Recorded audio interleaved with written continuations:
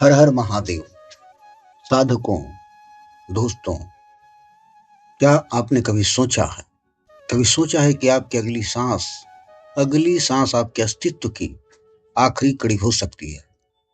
हम जिसे हम जिसे साधारण श्वास कहते हैं, वह वास्तव में ब्रह्मांडीय भैरव की मौलिक गर्जना का एक मंद संस्करण है। आधुनिक मनुष्य का तंत्रिका तंत्र आज लड़ो या भागो, फाइट और फ्लाइट की स्थिति में फंसा हुआ है। लड़ो या भागो की स्थिति में, जहाँ हमारी उथली सांसें और हमारी पुरानी चिंताएं, दबी हुई चिंताएं हमारे आध्यात्मिक हार्डवेयर को दूषित कर रही हैं। भैरव चेतना भैरव चेतना दोस्तों, कोई पौराणिक कथा नहीं। यह पूर्ण उपस्थिति की वह स्थिति है जहाँ भय का अस्तित्व समाप्त हो जाता है। जब आप शिव पुराण के गुप्त सिद्धांतों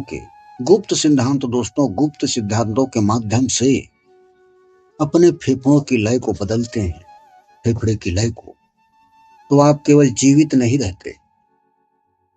दोस्तों, आप जाग जाते हैं। यह वीडियो उस पवित्र श्वास वास्तुकला का अनावरण है जो आपकी सांसों को आधुनिक कर्मों के सुर के खिलाफ एक अवैध तांत्रिक ढाल में बदल देगी। तंत्र विज्ञान में शरीर को एक यंत्र माना गया है, एक यंत्र, और श्वास वह ऊर्जा है जो इस यंत्र को सक्रिय करती है। भैरव चेतना के आह्वान के लिए श्वास की संरचना को 3 मुख्य स्तंभों से समझा जाएगा दोस्तों। लास्ट तक वीडियो में बने रहें। पहला है प्राणिक हार्डवेयर और भैरव का इंटरफेस। हमारा तंत्रिका तंत्र दोस्तों, नर्वस सिस्टम। तंत्रिका तंत्र वह सर्किट है जिसके माध्यम से चेतना बहती है, हमारी चेतनाओं का बहाव होता है, इसके माध्यम से हमारी चेतनाएं बहती हैं। पिंगला, सूर्य नाड़ी जिसे कहते हैं पिंगला, यह भैरव की उग्र शक्ति। जब हम अपने दाईं नाड़ी से श्वास लेते हैं, नाक के दाहिने तरफ से, तो हम शरीर में ताप उत्पन्न जो कर्मों के कचरे को जलाने के काम आता है। ईड़ा चंद्र नाड़ी है, यह सौम्यता है। लेकिन भैरव साधना में हम दोनों के मिलन बिंदु सुषुम्ना पर ध्यान केंद्रित करते हैं, जहां समय ठहर जाता है। दूसरा है कुंभक, अहंकार का शून्यकरण, रेटोशन। सांस को रोकना केवल फेफड़ों की कसरत नहीं।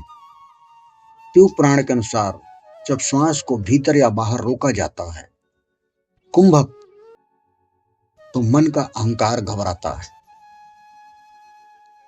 जैसे कि बाह्य कुंभक, जब आप अपने सांस को बाहर छोड़ते हैं और फिर जब उसे रोकते हैं, तो आप जो शून्य का अनुभव करते हैं, यह भैरव की वह स्थिति है जहां ब्रह्मांड विलीन हो जाता है। सांस बाहर छोड़ करके रुकना। और आंतरिक कुंभक, यहाँ आप ब्रह्मांडी ऊर्जा को अपने भीतर समाहित करते हैं। अंदर सांस लेकर सांस को रोकना, आंतरिक कुंभक, जिससे आत्मविश्वास और अभय का उदय होता है। और श्वास के साथ ध्वनि का मेल एक तांत्रिक ढाल बनाता है। तांत्रिक ढाल, जब श्वास छोड़ते समय ह्राउम जैसे बीज मंत्रों का सूक्ष्म मानसिक उच्चारण किया जाता है, ह्राउम मंत्र का, तो फेफड़ों की लय रक्त कोशिकाओं में कंपन पैदा करती है। यह कंपन आपके आभा मंडल, ऑरा के चारों ओर एक सुरक्षा घेरा बनाता है, जिसे कोई भी नकारात्मक कर्म दोस्तों ऊर्जा भेद नहीं सकती। नकारात्मक कर्म की ऊर्जा से भेद नहीं सकती। आज की दुनिया आप देख रहे हैं, हमारी ऊर्जा बिखरी हुई है। विशिष्ट अवधारण पैटर्न का अभ्यास करके हम अपने वेगस नर्वस को दोस्तों पुनर्गठित करते हैं। यह बायोलॉजिकल रिवायरिंग हमें जो लाभ देती है उसे हम जानते हैं। सबसे पहला लाभ है मानसिक स्थिरता। कर्मों के वेग कर्मों के वेग के बीच आप एक चट्टान की तरह स्थिर रहते हैं। आपको यह मानसिक स्थिरता देती है। और त्वरित निर्णय, जब श्वास की साधना होती है, श्वास भैरव की लय में होती है, तो भ्रम के बादल छट जाते हैं और अहंकार का विनाश। आप यह समझना शुरू करते हैं, यह समझने लगते हैं कि आप शरीर नहीं, खाली देह मात्र नहीं, बल्कि आप वह अनंत चेतना है। अनंत चेतना जो हर सांस के बीच के विश्राम में निवास करती है।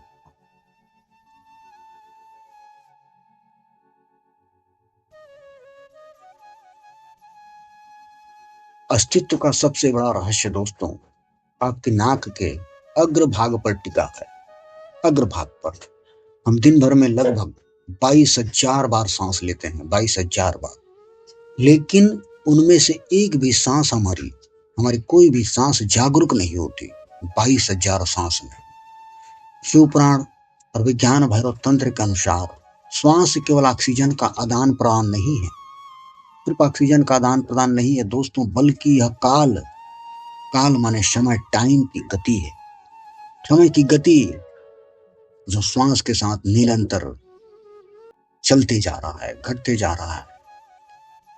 और जब हम भैरव शब्द का उच्चारण करते हैं तो इसका अर्थ है वह जो भरण माने जो पोषण करता है, रमण जो योग, और वमन माने जो विनाश करता है। भैरव चेतन वह अवस्था है जहां समय रुक जाता है दोस्तों। बड़े बड़े साधु संत ऋषि मुनि इसी योग के द्वारा कई हजार वर्षों तक शिव ध्यान में लीन रहते हैं। इस वीडियो में हम उस पवित्र वास्तुकला को डिकोड करेंगे जो आपके फेफड़ों की साधारण लय को दोस्तों एक ब्रह्मांडीय ढाल में बदल देती। सबसे पहले है उथली सांस और चिंता का जाल। आधुनिक मनुष्य हमेशा तनाव में जी रहा है, तनाव में, परेशानी में। जब आप तनाव में होते हैं तो आपकी सांस उथली हो जाती है, उथली सांस होती है। और तंत्र विज्ञान के अनुसार उथली सांस का अर्थ है बिखरी हुई ऊर्जा। यह ऊर्जा कर्म अशांति पैदा करती है, कार्यों में अशांति, जिससे निर्णय लेने की क्षमता क्षीण होती है और भय का होता है जन्म। और भैरव पूर्ण उपस्थिति की स्थिति। दूसरा जो है भय को भय का स्वामी कहा गया है। भैरव को भय का स्वामी कहा जाता इसलिए नहीं कि वे डराते हैं, बल्कि इसलिए कि वे भय का मूल नाश करते हैं। मूल नाश भैरव चेतना का अर्थ है जब आप सांस के माध्यम से इस उपस्थिति को जगाते हैं तो आप अतीत के पछतावे और भविष्य की चिंता से मुक्त होकर अभी में प्रचंड वेग में आ जाते हैं। तांत्रिक ग्रंथ में श्वास को एक भवन की तरह देखा गया है, एक भवन की तरह जिसकी अपनी नींव है, दीवारें हैं और शिखर हैं। जैविक इंटरफेस, द बायोलॉजिकल इंटरफेस में देखेंगे हमारा शरीर हार्डवेयर है और श्वास सॉफ्टवेयर। उच्च तांत्रिक चेतना तक पहुंचने के लिए हमें अपने हार्डवेयर को अपग्रेड करना होता है।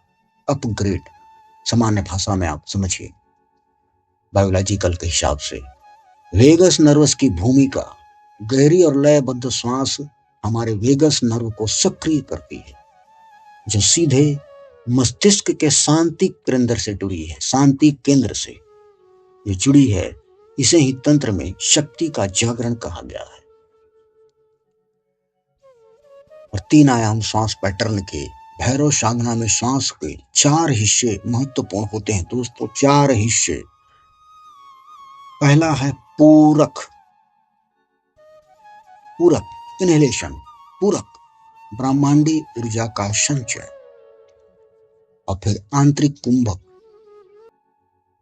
शिव और शक्ति का मिलन, यहाँ आप ऊर्जा को लॉक करते हैं। और रेचक, अहंकार और नकारात्मक कर्मों का विसर्जन। और बाह्य कुंभक, परम शून्य, परम शून्य, यही वह क्षण है जहां भैरव साक्षात प्रकट होते हैं। साधना के दौरान दोस्तों, जब आप श्वास को रोकते हैं, कुंभक, तब हौम या भम, हौम या भम बीज मंत्र का मानसिक जाप आपके शरीर के सेलुलर स्तर पर कंपन पैदा करता है। अगर आप कुंभक करते हैं और हौम मंत्र या भम बीज का मानसिक जप करते हैं, तो कंपन पैदा होता है। यह कंपन उन कर्म संस्कारों को हिला देता है जो आपकी नसों में दबे हुए हैं। विज्ञान भैरव तंत्र के 18वें श्लोक में भगवान शिव कहते हैं, दो श्वासों के बीच के संधि काल पर ध्यान करो, ध्यान केंद्रित करो। जब एक श्वास खत्म होती है और दूसरी शुरू होने वाली होती है, तो वहां एक सूक्ष्म विराम होता है। सूक्ष्म विराम, वह विराम ही भैरव है, वह विराम ही भैरव। उस शून्य में प्रवेश करना ही अहंकार की मृत्यु है। जो कहते हैं, जब आप दोस्तों विशिष्ट लय में जैसे 4, 16, 8 का जो अनुपात है, उस विशिष्ट लय में सांस लेते हैं, तो आपको शरीर के चारों ओर एक इलेक्ट्रोमैग्नेटिक फील्ड मजबूत होती है। इलेक्ट्रोमैग्नेटिक फील्ड, यह ढाल आपको आधुनिक दुनिया की मानसिक विषाक्तता, मानसिक विष, ईर्षा और अवसाद से बचाती है। और आप अगर भैरव गर्जना श्वास व्यावहारिक अभ्यास में अगर करते हैं, रीढ़ की हड्डी सीधी करके बैठते हैं, कल्पना करते हैं कि आपके रीढ़ की हड्डी एक खड्ग है, तलवार है, और तेजी से श्वास छोड़ते हैं जैसे कि भैरव की गर्जना हो, तो श्वास छोड़ते समय आप महसूस करते हैं कि आपका अहंकार धुएं की तरह बाहर निकल रहा है। और बाहर श्वास रोककर शून्य पर जब टिकाते हैं, तब आपकी अगली सांस सिर्फ हवा नहीं, एक अवसर बन जाती है। जब आप अपनी श्वास की वास्तुकला को भैरव के सिद्धांतों पर संरेखित करते हैं, उससे जोड़ते हैं, तो आप केवल एक व्यक्ति नहीं रह जाते दोस्तों, आप एक ब्रह्मांडीय बल बन जाते हैं। यह प्राचीन रहस्य आज के युग में सबसे बड़ी औषधि है, सबसे बड़ी औषधि। दोस्तों, आज का मनुष्य जिस अशांति में जी रहा है, वह बाहरी परिस्थिति से अधिक उसकी खंडित श्वास का परिणाम है। इसलिए दोस्तों, ध्यान करें, रीढ़ की हड्डी सीधी रखें, भरण ब्रह्मांड का पोषण करना, श्वास का भीतर आना है, रस रमण चेतना का आनंद, श्वास का भीतर ठहरना है, और वह वमन सृष्टि का विसर्जन, श्वास का बाहर जाना है। जब हम इन 3 क्रियाओं को होश पूर्वक करते हैं, होश पूर्वक ध्यान से, तो हम साधारण मनुष्य से भैरव स्वरूप होने की ओर बढ़ते हैं। हमारा शरीर एक यंत्र है, और इस यंत्र के मुख्य केवल वेगस नर्व जो है दोस्तों, वो इसके केबल हैं, तार हैं। तंत्र में इसे सरस्वती नाड़ी के सूक्ष्म मार्ग से जोड़ा गया है, इस केबल को, तार को। और अधूरी श्वास का संकट, जब आप डरते हैं कि आपकी श्वास रुक जाती है, यह डर आपके कर्मों की याददाश्त क्रमिक मेमोरी में दर्ज हो जाता है। और भैरव इंटरफेस, भैरव की साधना में हम जानबूझकर श्वास के पैटर्न को तोड़ते हैं। जब आप श्वास को एक विशेष लय में रोकते हैं, तो मस्तिष्क का वह हिस्सा सक्रिय होता है, वह हिस्सा जो अस्तित्वगत भय से ऊपर है। शिवपुराण के वायवी संहिता में श्वास के गुप्त अनुपातों का वर्णन है। यहाँ श्वास को अश्व, घोड़ा कहा गया है, घोड़ा, और चेतना को सारथी। सांस को अश्व, घोड़ा और चेतना को सारथी कहा गया है। सांस लेना जीवन है और सांस छोड़ना मृत्यु है, लेकिन सांस को रोकना अमृतत्व है। कुंभक, आंतरिक कुंभक जब फेफड़े भरे हों तब स्वयं को एक पूर्ण पात्र समझे, या अहंकार का विलय परमात्मा में होता है। और बाह्य कुंभक, सांस बाहर निकाल कर रुक जाना, यह सबसे कठिन और शक्तिशाली है। यह भैरव के शून्य का साक्षात अनुभव है। इस अवस्था में विचार मर जाते हैं और बीज मंत्रों का श्वास पे बहुत महत्व है दोस्तों। ध्वनि और वायु का मिलन ही तंत्र की कुंजी है। भैरव चेतना के लिए राम बीज का मंत्र का उपयोग किया जाता है। श्वास भरते समय कोई शब्द नहीं, केवल ऊर्जा का अनुभव, और श्वास रोकते समय मानसिक रूप से राम का नाद, और श्वास छोड़ते समय स्वाहा का भाव, जैसे आप अपने अहंकार की आहुति दे रहे हैं। यह प्रभाव आपके रक्त के अणुओं की संरचना बदल देती है। इसे नाद अनुसंधान कहते हैं, नाद अनुसंधान। लोग पूछते हैं, सांस लेने से मेरे जीवन की समस्याएं कैसे हल होंगी? तो इसका उत्तर है आभा मंडल, औरा में है। आभा मंडल में जब आपकी श्वास अनियंत्रित होती है तो आपका सुरक्षा घेरा टूट जाता है। बाहर की नकारात्मक ऊर्जाएं, ईर्ष्या और तनाव आपके भीतर प्रवेश कर जाते हैं। भैरव श्वसन के माध्यम से आप अपने चारों ओर प्रचंड ताप उत्पन्न करते हैं। प्रचंड ताप या ताप एक ऐसी ढाल बनाता है दोस्तों, जिसे कोई भी नीच ऊर्जा, नकारात्मक ऊर्जा भेद नहीं सकती। इसे ही भैरव कवच का क्रियात्मक रूप कहा जाता है। और भैरव की मौलिक गर्जना का अर्थ चिल्लाना नहीं है, आपको चिल्लाना नहीं है, सुनने का गर्जन है। यह वह मौन ध्वनि है जो तब सुनाई देती है जब मन पूरी तरह शांत होता है। जब आपका मन पूरी तरह शांत होगा तब यह सुनाई देगी। इसका अभ्यास दोस्तों, आधी रात को या ब्रह्म मुहूर्त में बैठें, अपनी श्वास को इतना सूक्ष्म कर दें कि वह सुनाई न दे। फिर अचानक एक गहरी श्वास लें और उसे महाप्राण की तरह छोड़ें। यह प्रक्रिया आपके सुषुम्ना मार्ग के अवरोधों को वैसे ही साफ करती है जैसे बिजली का झटका किसी बंद पड़े मोटर को शुरू कर देता है। भैरव का अर्थ डरावना नहीं, परम स्वतंत्र है। जो मौत से नहीं डरता वही भैरव है। आपकी श्वास आपको हर पल यह सिखा रही है कि छोड़ना ही जीवन है। जिस पल आप अंतिम सांस छोड़ेंगे वह आपका अंतिम रेचक होगा। अंतिम रेचक। यदि आपने जीते जी रेचक छोड़ने की कला सीख ली तो मृत्यु आपके लिए अंत नहीं बल्कि भैरव के साथ एकीकरण होगी। तो दोस्तों, साधकों, आज से ही अपनी हर सांस के साथ यह बोध छोड़ें, मैं केवल शरीर नहीं हूं जो सांस ले रहा है, मैं वह चेतना हूं जो श्वास के आने जाने को देख रही है।